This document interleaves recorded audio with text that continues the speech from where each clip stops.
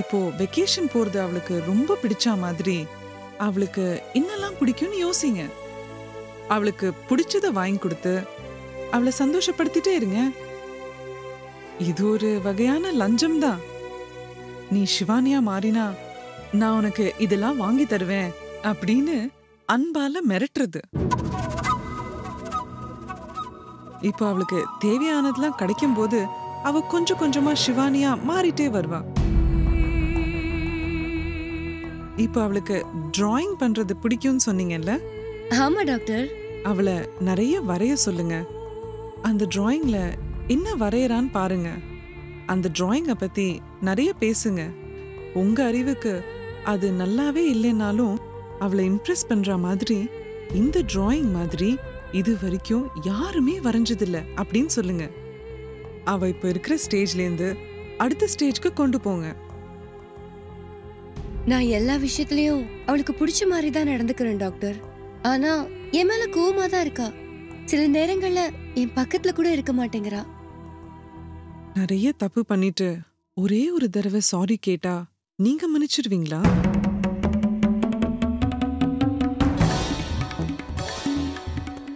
நாங்க என்ன தப்பு பண்ணோம்? அவ நல்லா இருக்கணும் தானே நினைச்சோம். அது தப்பான்னு கேப்பீங்க. ஆனா கண்டிப்பா நீங்க தான் தப்பு பண்ணிருப்பீங்க. எனக்கு தெரியும். எந்த குழந்தைங்களும் தப்பே பண்ணாது. இந்த உலகத்துல தான் மனசுக்கு என்ன பிடிக்குமோ எப்படி இருக்கணுமோ அப்படியே இருக்கிற ஒரே ஜீவன் குழந்தைங்க தான். ஆனா நம்ம அவங்கள குழந்தைங்களா இருக்க விடுறதில்ல. இப்படி இருக்கணும், அப்படி நடந்துக்கணும் அப்படின்னு 1000 ரெஸ்ட்ரிக்ஷன்ஸ் போட்டு வச்சிருக்கோம். இந்த உலகத்துல காட்ட வேண்டிய மொத்த கோவமும் உங்க மேலயும் டீச்சர்ஸ் மேலயும் தான் இருக்கும். இதுக்கெல்லாம் ஒரு வார்த்தையில சாரி கேட்டா சரியாயிடுமா? அட்லீஸ்ட் ஒரு சாக்லேட்டாவது வாங்கி தர வேண்டாம்? ஒரு சாக்லேட் 100 சாரிக்கு சமம். அது உங்களுக்கு தெரியுமா? இந்த உலகத்துல அப்பா அம்மா பிடிக்காத குழந்தைங்க கூட இருக்காங்க. ஆனா சாக்லேட் பிடிக்காத குழந்தைங்க பார்க்கவே முடியாது. அதுக்காக 1000 ரூபாய்க்கு சாக்லேட் வாங்கி கொடுத்து ஒரே நாள்ல மயக்கிடலான்னு நினைக்காதீங்க. எப்போதுமே சின்ன சின்ன சுகங்கள் தான் வாழ்க்கைன்னு அவங்களுக்கு நல்லா தெரியும். எல்லா குழந்தைங்களுக்கும் ஒரே சைக்காலஜி தான். தனக்கு யாரு பிடிக்குமோ அவங்கள மட்டும்தான் பக்கத்துல வச்சுப்பாங்க. அவங்களுக்கு பிடிச்சவங்களா மாற வேண்டியது பெத்தவங்களா உங்களோட கடமை தான். அதை பத்தி அவங்களுக்கு எந்த கவலையும் கிடையாது. டாக்டர், ரொம்ப நாள் ஆச்சு. சிவானி உங்ககிட்ட கவுன்சிலிங் அழைச்சிட்டு வரலாமா? அதான் பண்ணிட்டு இருக்கேனே. நீங்க தாங்க அவளோட டாக்டர். அதனாலதான் உங்ககிட்ட இவ்ளோ டீட்டெயிலா பேசிட்டு இருக்கேன். இதெல்லாம் புரிஞ்சு நீங்க சிவானி கிட்ட பேசுங்க. குழந்தைங்களுக்கு எப்பவுமே ஹாஸ்பிட்டல், ஊசி, செக்அப் இதெல்லாம் பிடிக்காது. டிஸ்டர்ப் பண்ணாதீங்க. Okay doctor, thanks. அப்பப்போ சிவானியோட மனநிலையை உங்களுக்கு அப்டேட் பண்றேன். போலாமா? வேணும், வரேன் டாக்டர்.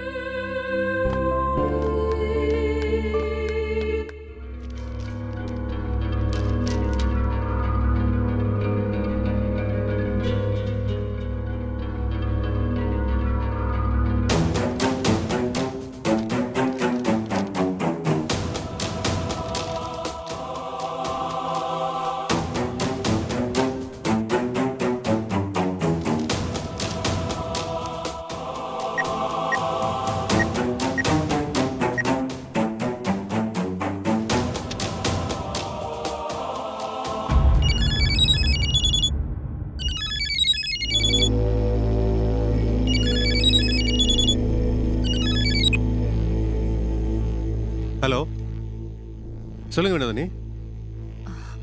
சார் ஃப்ரீயா இருக்கீங்களா? கொஞ்சம் பேசலாமா? சொல்லுங்க.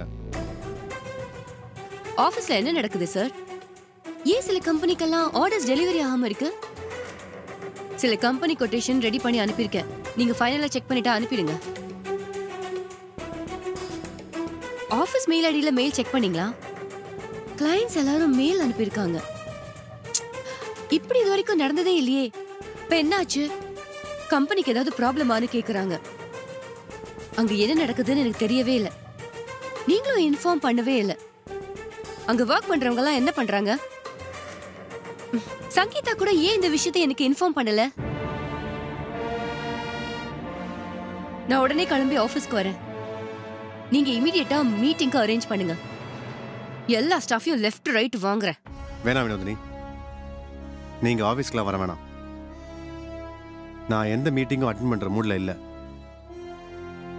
இன்னொன்னு, இங்க நடக்கிற எல்லா தவறுகளுக்கும் யாரும் காரணம் இல்ல.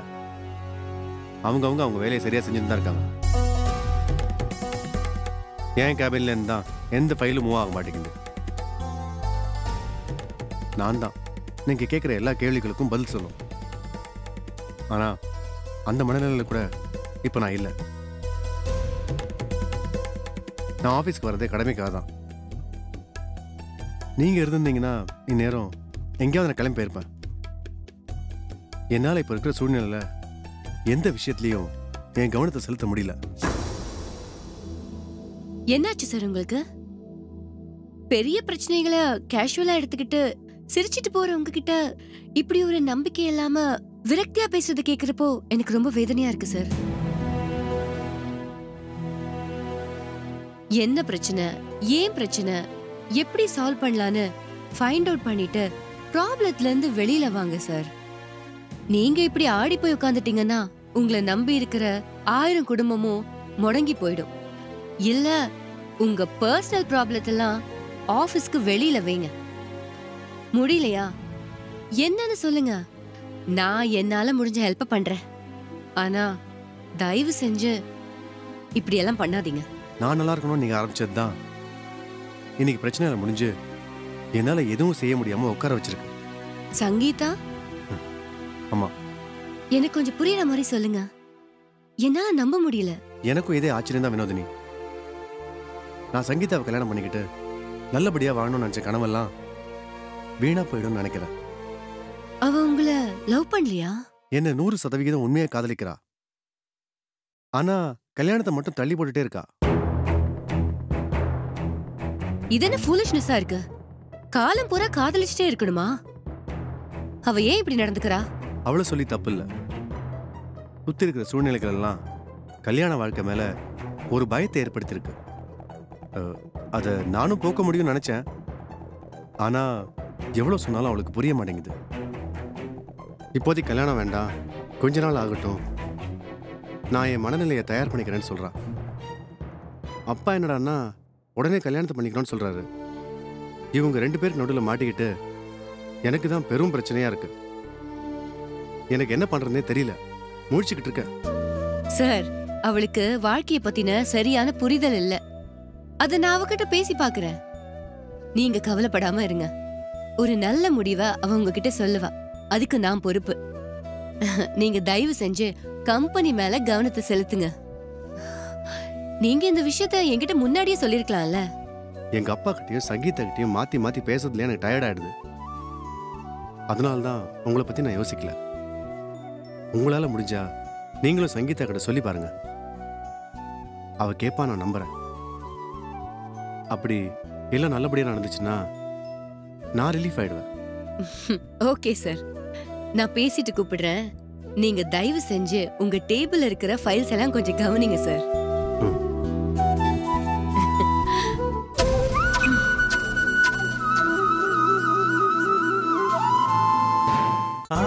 ஏன் 2 நாளா லைன்லயே வரல? இங்க நிறைய வேலை இருந்துச்சு. இந்த மாசம் வரதுக்கு லெட்டர் கொடுத்துருக்கேன். லீவ் அக்செப்ட் பண்ணி டேட் வந்துருச்சுன்னா கிளம்பி உங்க எல்லாரையும் பார்க்க வந்துருவேன். அந்த வேலையை தான் கொஞ்சம் பிஸியா இருந்தேன். ஏன் 2 நாளா ரொம்ப ஏங்கிட்டியோ? நான் ஒண்ணு ஏங்கல, உங்க பொண்ணு தான் உங்களை கேட்டுக்கிட்டே இருந்தா. ஓ, நீ ஏங்கல. ஓகே, யாமினி எப்படி இருக்கா? புது ஸ்கூல் செட் ஆயிடுச்சு அவளுக்கு? படிக்கிறதெல்லாம் நல்லா தான் படிச்சிட்டு இருக்கா. பிடிவாதம் தான் அப்பா ரொம்ப அதிகமா இருக்கு. சொன்னா கொஞ்சம் கூட கேக்குறதே கிடையாது. சின்ன பொண்ணு தானே, விடு. அவளை போட்டு ரொம்ப நெருக்காத, போக போக சரியாயிடுவா. இதே மாதிரி சொல்லிதான் நீங்களும் மாமாவும் அவளுக்கு ரொம்ப செல்லம் கொடுத்து கெடுத்து வச்சிருக்கீங்க. இல்லன்னா அவனுக்கு கொஞ்சமாவது பயந்துட்டு இருந்தா. உனக்கு பயப்படதா நான் இருக்கேன்ல, எதுக்கு அவளை இந்த லிஸ்ட்ல சேர்க்கிற? அப்ப நான் உங்களை பயமுறுத்திட்டு இருக்கனா? ஹே, அப்படியெல்லாம் இல்ல. சில உண்மைகளை வெப்ல சொல்லக்கூடாது, விடு. அப்புறம் நான் அங்க வந்து பட்னி தான் கிடக்கணும். ஹேய் அடி. ஓகே ஓகே ஓகே விடு. அப்பா ஹாஸ்பிட்டல் போயிட்டாரா? டெஸ்ட்லாம் எடுத்தாச்சா? ஆ டெஸ்ட் எல்லாம் எடுத்தாச்சு. இன்னும் ரிப்போர்ட் தான் வரல. வந்ததும் போய் டாக்டரை பார்க்கணும். சுகர்லாம் கண்ட்ரோல்ல தானே இருக்கு? ஆ எல்லாம் கண்ட்ரோல்ல தான் இருக்கு. எந்த பிரச்சனையும் இல்ல. ஆமா, யாமினி எங்க? ரூம்ல உட்காந்து படிச்சிட்டு இருக்கா. கொஞ்சம் கூப்பிடு. ஒரு நிமிஷம். யாமினி, அப்பா ஸ்கைப்ல இருக்காரு. இதோ வரேம்மா. பாருங்க எவ்வளவு வேகமா ஓடி வரான்னு.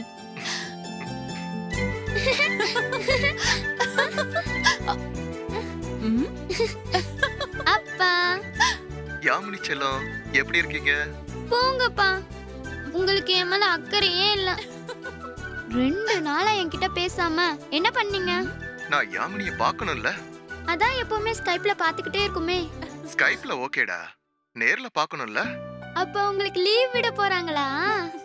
ஆமா, யாமினிய பாக்குறதுக்காக என்ன வீட்டுக்கு போ சொல்ல போறாங்க. ஐயா ஜாலி. எப்போ வருவீங்க? இந்த மந்த் எண்ட்ல வந்துருவேன். வரும்போது யாமினிக்கு என்னெல்லாம் பிடிச்சிருக்கோ எல்லாத்தையும் அப்பா வாங்கிட்டு வந்துருவேன். அப்ப எனக்கு ஒண்ணும் வேண்டாம். உங்க என்ன யாமினி சொல்லு. அம்மா, நீ கொஞ்சம் வெளில இல்ல உள்ள போமா. எதுக்குடி? ஏய், நான் வேணா காதை பொத்திட்டு இருக்கேன்டி. அம்மா, நீ அப்பா கிட்ட சீக்ரெட்டா பேசும்போதெல்லாம் நான் டிஸ்டர்ப் பண்ணாம இருந்தேன்ல, அதே மாதிரி நானு அப்பா கிட்ட சீக்ரெட்டா பேசும்போது நீங்க ஏன் டிஸ்டர்ப் பண்றீங்க? சரிடி அம்மா, உட்காரு. உங்க டாடி கிட்ட நல்லா பேசு. அப்பா சொல்லு. அப்பா, உங்க கன்னு ரெடியா வச்சிருக்கீங்கல்ல, வந்த உடனே அதுக்கு ஒரு வேலை இருக்கு. அத ஆயில்லாம் போட்டு ரெடி பண்ணி வச்சுக்கோங்க. ஏன், யாராச்சும் உன்கிட்ட வம்பு பண்ணாங்களா? ஆமாப்பா, ஸ்கூல்ல ஒரு பொண்ணுப்பா, என்னோட சின்ன பொண்ணு. அவளை எனக்கு கண்டாலே பிடிக்கல. அவ என்கிட்ட வம்பு வளர்த்துக்கிட்டே இருக்கா. அவளை கன்னு வச்சு மிரட்டணும்ப்பா. கவலையே படாத, அந்த பொண்ணு பயந்து வந்து உங்ககிட்ட சாரி கேக்குற அளவுக்கு பண்ணிடுறேன். அதுக்கப்புறம் உன்னை அவ சீண்டவே மாட்டா. ஓகேவா? ரொம்ப தேங்க்ஸ்ப்பா. உங்களால மட்டும் எப்படிப்பா ரொம்ப கைண்டா லவ்லியா இருக்க முடியுது? இங்க அம்மா ரொம்ப டார்ச்சர் பண்றாங்க. இது பண்ணாலும் தப்புன்னு சொல்றாங்க. இங்க பாரு, அப்படியெல்லாம் சொல்லக்கூடாது. யாமினி குட் கேர்ள் தானே? அம்மா சொல்றத கேட்டு ஒழுங்கா நடந்துக்கணும். அப்பதான் அப்பாவுக்கு யாமினிய ரொம்ப பிடிக்கும். சரிப்பா. அப்பா, இங்க வரப்ப புல்லட் எடுத்துட்டு வருவீங்கல்ல? கண்டிப்பா. ஓகேப்பா. நீங்க வந்த உடனே நம்ம அதுல தான் ரவுண்ட் போகணும். நீங்க என் ஃப்ரெண்டையும் வச்சு ரவுண்ட் அடிக்கணும். நான் உங்ககிட்ட அதை கேட்காமே சொல்லிட்டேன். யார் உன் ஃப்ரெண்டு? புது ஸ்கூல்ல இருந்தா? ஆமாப்பா, பேரு பாலா. அவனோட ஆட்டிடியூட் எல்லாம் உங்கள மாதிரியே இருக்கும். அவனை எனக்கு ரொம்ப பிடிக்கும். ஓகே, வந்த உடனே ஃபர்ஸ்ட் பாலாவை தான் பார்க்கறோம். Thank you daddy. அப்பா, அப்பாவும் பொண்ணு சீக்ரெட் பேசியாச்சா? நாங்க பேசிட்டோம். நீங்க உட்கார்ந்து பேசுங்க. ஓ, தேங்க் யூ.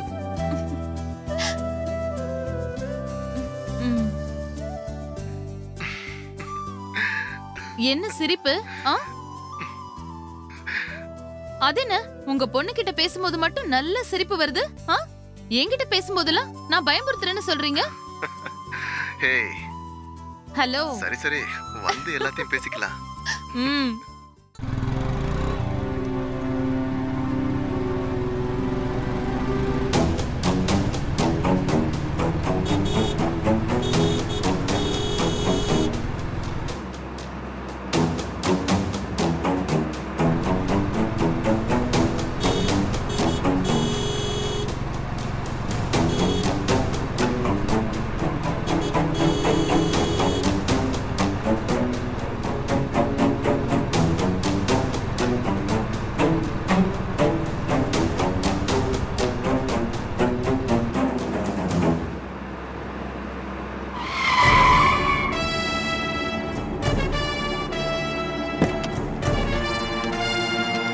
யோ, அறிவில்ல வண்டி கொண்டாந்து குறுக்க நிப்பாட்டுற.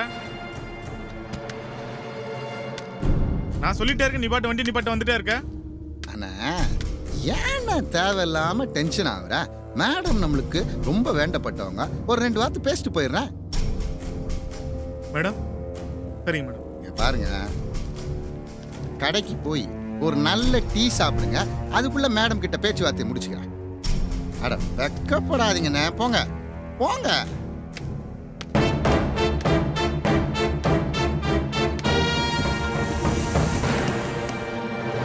என்ன மேடம், சௌக்கியமா? என்ன விஷயம்னு சீக்கிரமா சொல்லுங்க, எனக்கு நிறைய வேலை இருக்கு. ஆமா, உங்களுக்கு நிறைய வேலை இருக்கும். நீங்க பணக்காரங்க. எங்கெல்லாம் பணம் சம்பாதிக்க முடியுமோ அங்கெல்லாம் கரெக்டா துண்டில் போட்டு பணத்தை அள்ளுவீங்க. நாங்க அப்படியா? உங்களை மாதிரி யார்கிட்ட அடிமையா இருக்குதுன்னு யோசிச்சுட்டு இருப்போம். தேவையில்லாம பேசாம விஷயத்துக்கு வாங்க. ஆமா மேடம், இந்த திமிரு எப்ப வரும்? பிறக்கும் போதே வா? அதுக்கு வாய்ப்பு இல்லை. படிக்கும் போதா? ஒருவேளை பணத்தை கண்ணில் பார்க்கும்போது வரும் போல இருக்கு. எங்களுக்கெல்லாம் ஒன்றும் வராதுமா. இந்த பணம் என்ன வேலை செய்யுது? உங்ககிட்ட பணம் இருந்தா அதை நீங்க கட்டிக்கிட்டு அனுபவிக்க வேண்டியது தானே. எதுக்கு ஏழைங்களோட வாழ்க்கையில விளையாடுறீங்க? ஏழைங்களை பார்த்தா உங்களுக்கு கேவலமா இருக்குல்ல? அதுக்கு நீங்க ஒரு தனி உலகத்தை கட்டிக்கிட்டு அங்க போய் வாழணும். எதுக்காக எங்க மத்தியில வாழ்ந்துகிட்டு எங்க உயிரை எடுக்கிறீங்க? நானும் ஒவ்வொரு தடவையும் பார்த்துட்டு இருக்கேன். ரொம்ப ஓவரா பேசிட்டு இருக்கேன். ஒரு போன் போட்டனா போதும், உள்ள தூக்கி வச்சு லாடம் கட்டிடுவாங்க. உங்க போன் காலுக்கு எவ்வளவு வேல்யூ இருக்குன்னு எனக்கு தெரியும். ஆனா இப்போ உங்களால ஒன்றும் பண்ண முடியாது, பண்ணவும் மாட்டீங்க. ஏன்னா உங்களுக்கு வேலையாகணும்ல. அப்பத்தானே பாலாவை உங்க கூடயே வச்சுக்க முடியும். ஆமா, என்ன சொன்னீங்க? நான் ஓவரா பேசுறேன்னா? அப்போ பணம் இருக்கவங்க எது பேசினாலும் ஓவர் கிடையாது. அவங்க என்ன வேணா பேசலாம், யாரை வேணா பேசலாம், எவ்வளவு வேணா திட்டலாம். சுத்தி இருக்கவங்க எல்லாம் வாயை பொத்திட்டு கேட்டுட்டே இருக்கணும். மேடம், பதிலுக்கு நாங்க பேச ஆரம்பிச்சா என்ன நடக்கும் தெரியும்ல? ஹலோ மிஸ்டர், என்ன பேசுறதா இருந்தாலும் வீட்டுக்கு வந்து பேசுங்க. இப்படி ரோட்ல காரை நிக்க வச்சுட்டு பேசாதீங்க. எங்களுக்குன்னு மானம் கௌரவம் எல்லாம் இருக்கு. அப்போ நாங்க எதுவுமே இல்லாம வாழ்ந்துட்டு இருக்கோமா? மேடம், உங்களை தாண்டி எங்களுக்கும் சூடு சுரணம் மானம் ரோஷம் கௌரவம் எல்லாமே இருக்கு. அதை சோதிச்சு பார்க்காதீங்க, தாங்க மாட்டீங்க. எங்களுக்கு யார் மானத்தையும் வாங்கி பழக்கம் இல்லை. அதனால்தான் உங்க டிரைவரையே தள்ளி நிக்க வச்சு பேசிக்கிட்டு இருக்கேன். உங்களை மாதிரி எல்லா உதவியும் கெஞ்சி கெஞ்சி வாங்கிட்டு அதுக்கப்புறம் முகத்துக்கு நேரா நாங்க திட்ட மாட்டோம். முதல்ல நீங்க யாரு? உங்ககிட்ட நான் எதுக்கு பேசணும்? என்னை பத்தி உங்களுக்கு என்ன தெரியும்? கொஞ்சம் கூட சென்ஸே இல்லாம நடு ரோட்ல நிக்க வச்சு லோக்கலா பிஹேவ் பண்ணிட்டு நான் எப்படி நடந்துக்கணும்னு கிளாஸ் எடுக்கிறீங்களா? மேடம், நான் இன்னும் லோக்கலா நடந்துக்கவே ஆரம்பிக்கல. அப்படி நடந்துக்க ஆரம்பிச்சேன்னு வச்சுங்க, நீங்க என்கிட்ட இப்படி சவுண்டெல்லாம் பேசிட்டு இருக்க முடியாது.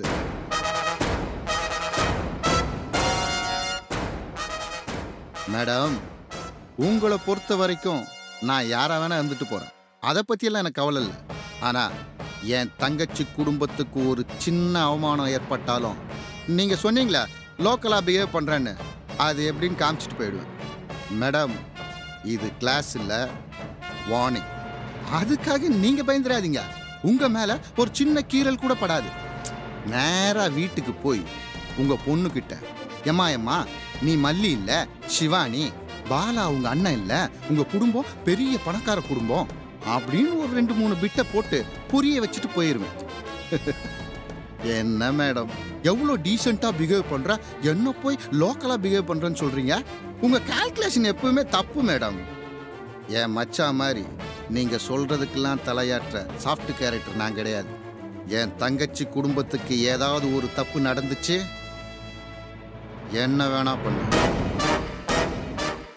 தப்பா எடுத்துக்காதீங்க. அன்னைக்கு நீங்க தங்கச்சியை திட்டினீங்கன்னு சொன்னதுல இருந்து மனசு கேட்கல. அப்புறம் நீங்க வீட்டுக்கு வந்து கத்துனது அது இதுன்னு பழைய பாக்கியெல்லாம் இருந்தது. அதான் பார்த்த உடனே கேட்டேன். இனிமே அப்படி நடந்துக்காதீங்க. பையனை பத்திரமா பாத்துங்க. நீங்க ரொம்ப நல்லவங்க, பணக்காரங்க, எல்லாத்துக்கும் பயப்படுவீங்க. இந்த மாதிரி தகுதியெல்லாம் எங்களுக்கு கிடையாது. அதனால பார்த்து நடந்து.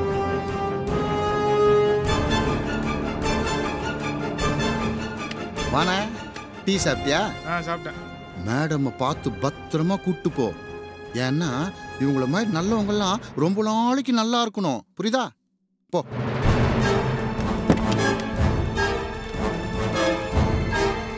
ஸ்டார்ட் பண்ணு. அண்ணா ஒரு நிமிஷம் காதை புத்திக்கிய. மேடம் கிட்ட ஒரு சீக்கிரட் பேசணும். அப்படி. அப்புறம் மேடம், இங்க நடந்தது, நான் உங்களை பார்த்தது, பேசினது, இதை வச்சு ஏதாவது ஒரு பிரச்சனை பண்ணலான்னு யோசிக்காதீங்க. யாருக்கும் தெரிய வேணாம். அப்படி தெரிஞ்சாலும் எனக்கு ஒன்றும் பிரச்சனை இல்லை. நான் என் மச்சான் வார்த்தைக்கு மட்டும்தான் மரியாதை தருவேன். ரொம்ப கோவம் வந்துருச்சுன்னா அதுக்கும் வேல்யூ கிடையாது. பார்த்துங்க. டிரைவர்னா வண்டி ஏறினா போயிட்டு வாங்க மேடம், பத்திரமா போங்க. நன்றி, வணக்கம்.